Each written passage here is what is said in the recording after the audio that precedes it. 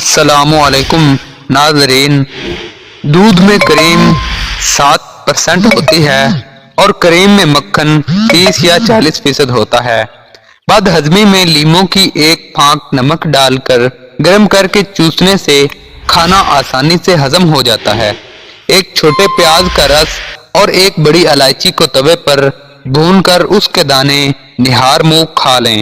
سانس کی بیماری کے لیے انتہائی مفید ہے۔ خون دینے کا کوئی نقصان نہیں، البتہ بڑا فائدہ ہے کہ ریگولر خون دینے والے فرد کو دل کے دورے اور کینسر کے چانس باقی افراد کی نسبت 95% کم ہوتے ہیں۔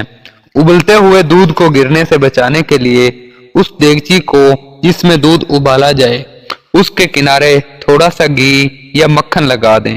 ابلتے وقت دودھ نیچے نہیں گرے گا۔ نمک دانی میں چاول کے 4 دانے ڈال کر اس سے نمک نہیں جمے گا۔ پیپسی کا نام اور اس میں موجودہ اجزاء پیپسین کی وجہ سے اس بارے میں کہا جاتا ہے کہ یہ ہاضمے میں بہت مددگار ہے۔ آپ جتنا زیادہ کسی شخص کے بارے میں بات کرتے ہیں اتنا ہی آپ کو اس سے پیار ہونے کا امکان ہوتا ہے۔ جب ہم کسی ایسے شخص کو دیکھتے ہیں جس سے ہمیں پیار ہو تو ہماری آنکھ میں موجود سیاہ دارہ 45% تک بڑا ہو جاتا ہے۔ اگر آپ خوشی سے روئیں تو آپ کا پہلا آنسو دائیں آنکھ سے نکلے گا اور غم سے روئیں تو بائیں آنکھ سے نکلے گا۔